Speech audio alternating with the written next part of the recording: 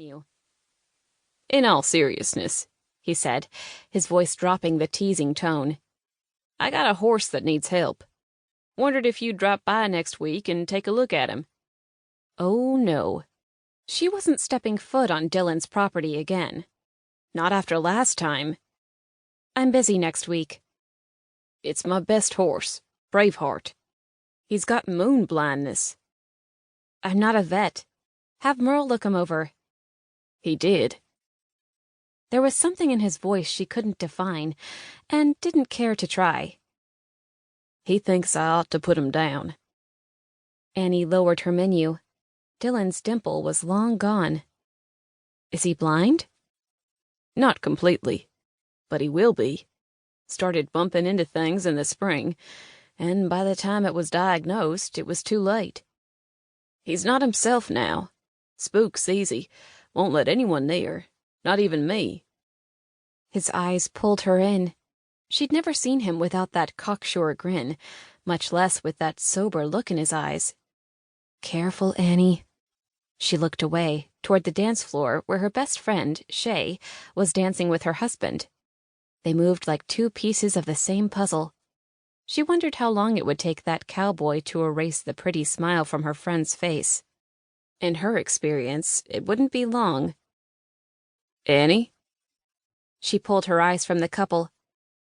"There's a trainer over in Sweetgrass County, Roy Flint. He's supposed to be really good. I'll get his number for you." "I don't want him. I want the best. I read your column. You know what you're doing." Brenda Peterson appeared tableside, flashing a bright smile. "You two ready to order?" "We're not together." "Large Coke, please." They spoke simultaneously, and Annie glared at Dylan as Brenda walked away with her menu.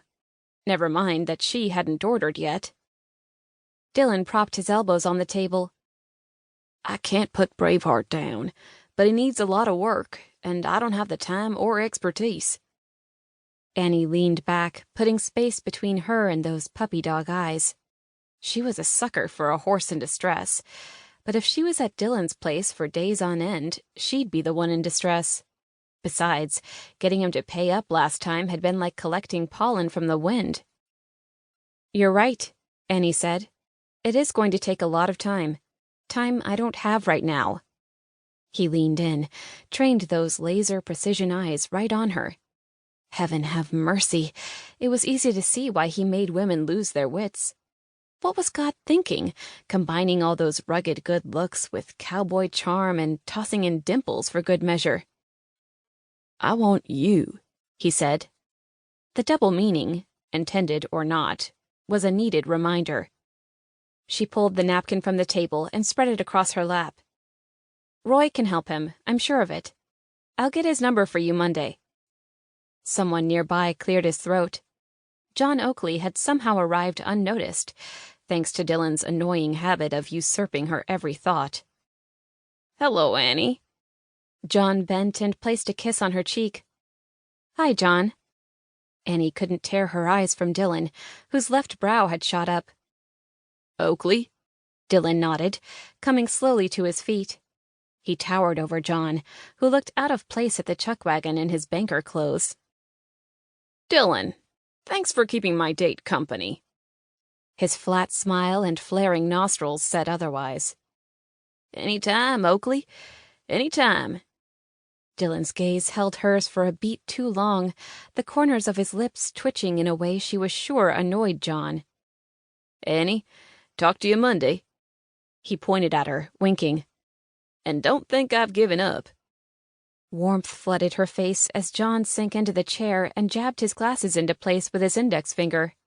She watched Dylan amble away and told herself the feeling spreading through her limbs was relief. Dear Spooked. Horses often spook when the rider is fearful. You will both feel more confident if you have a safe place to go when things go awry. Chapter 2. Annie knew something was amiss the minute she entered the Mocha Moose the next week. For starters, it was too quiet. There were only a few patrons. Even the music whispering from the hidden speakers was all wrong. A soft classical tune, not a blaring...